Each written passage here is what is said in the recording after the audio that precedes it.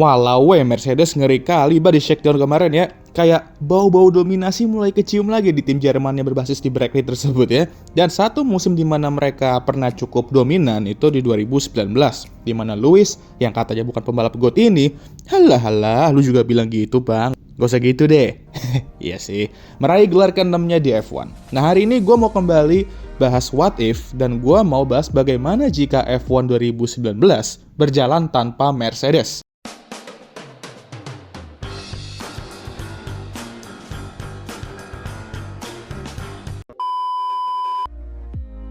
Jadi sama aja kayak video gua what if gak ada Red Bull di 2023 kemarin, kita hapus duo Mercedes dari realita musim 2019 ini.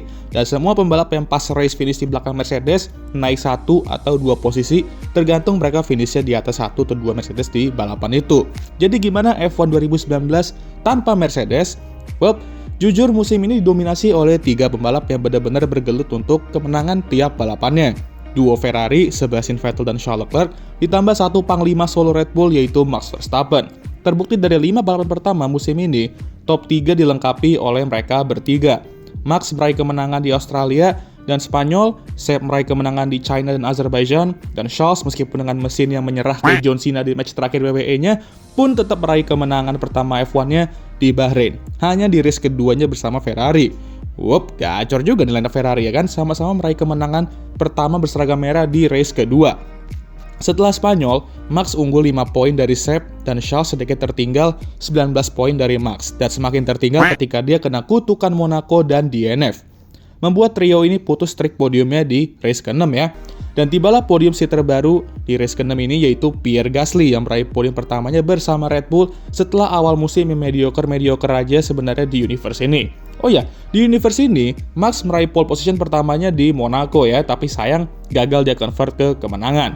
2 kemenangan di Monaco dan Kanada membuat Seb merebut pimpinan klasemen dari Max. Dan ya, kali ini gak ada drama mengenai Rijo ini secara berbahaya ya. Tenang kali ya kantor FIA di realita ini.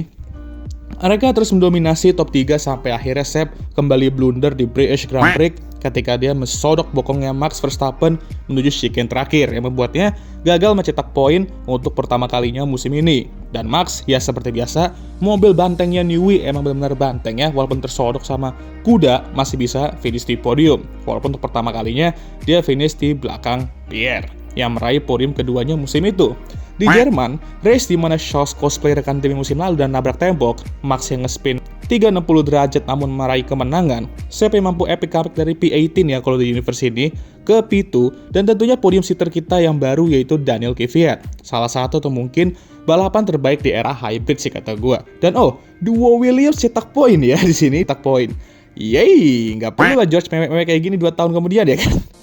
Hungarian Grand Prix, Max total domination, dan karena hasil ini, dia unggul 22 poin dari Seb dan 51 poin dari Charles.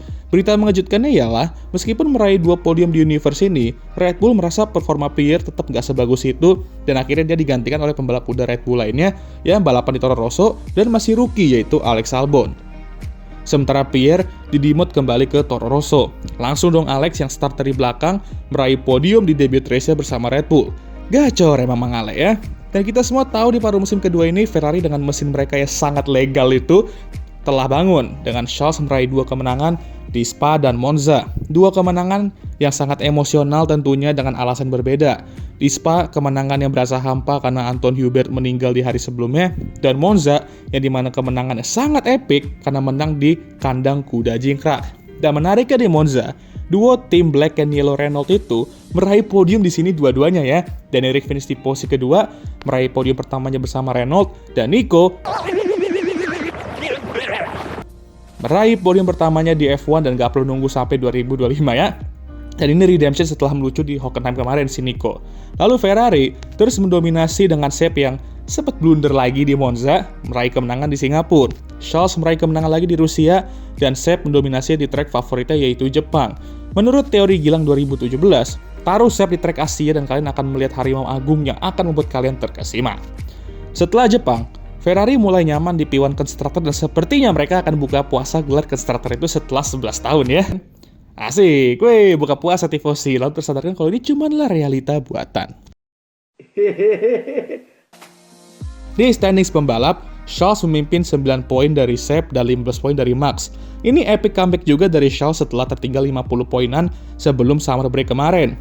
Fun fact, dia juga meraih 4 pole dari 5 balapan setelah summer break ini, jadi raw pace dia emang udah semengerikan itu bahkan di musim keduanya. Dan kembali meraih pole di Meksiko setelah Max kena penalti, namun Sepla yang meraih kemenangan di situ, kembali memperketat title fight musim ini. Ferrari terus mendominasi qualifying ketika Seb meraih pole di US, tapi Ferrari salah masang suspensi di mobilnya. Malah suspensi Dodge Charger Dominic Toretto pula yang mereka pasang di mobilnya Seb di balapan itu.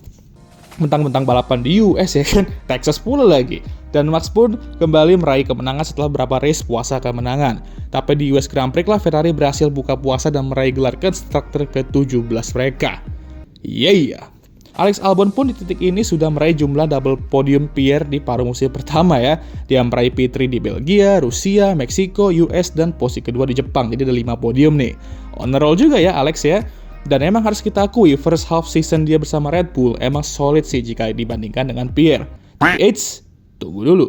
Menuju Brazil, Charles bisa mengunci gelar Jordan di sini karena dia unggul 16 poin dari Max dan 22 poin dari Seb.